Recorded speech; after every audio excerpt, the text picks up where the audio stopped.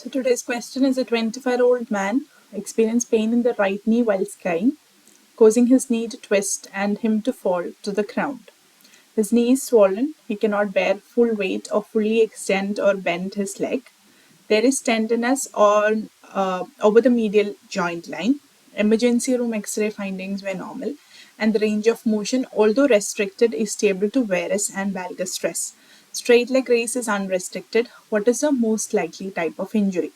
So we'll analyze the situation. There is some kind of a knee injury.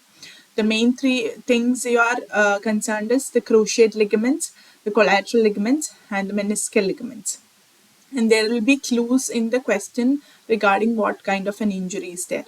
And there, the impact and the effect of the injury will be opposite to the point of contact or point of injury.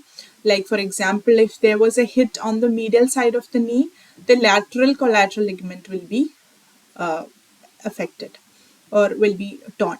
Or if there is a football hitting from the anterior side, the posterior cruciate is likely to get injured. So anterior cruciate and posterior cruciate, what we are doing is a Drouais test. That is anterior Drouais sign for anterior cruciate, posterior Drouais sign for posterior cruciate.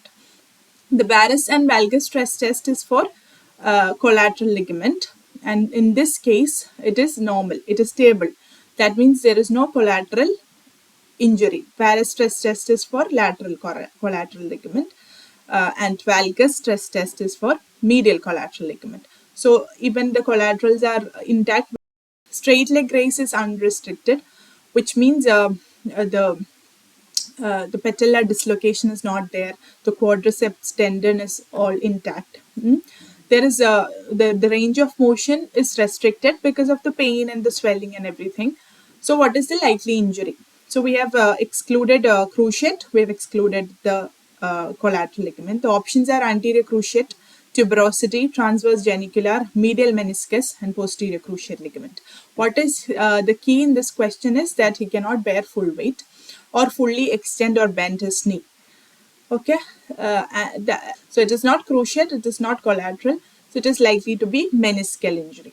Okay, that is restriction of motion, which is called locking, and effusion, that is swelling, and medial joint line tenderness. These are the hallmarks of meniscal tear. So here it is medial meniscal tear.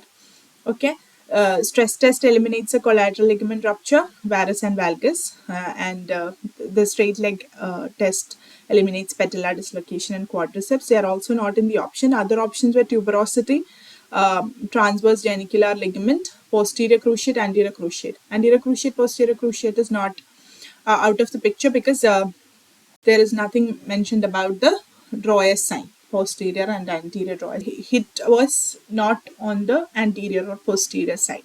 It was as though his knee has twisted and he has fallen on the ground. So it is likely to be a meniscal tear, locking and swelling, and medial joint tenderness, hallmark of medial meniscal tear. And there is one more thing in meniscal tear. Sometimes in the question they'll talk about McMurray's test. McMurray's test is for meniscal.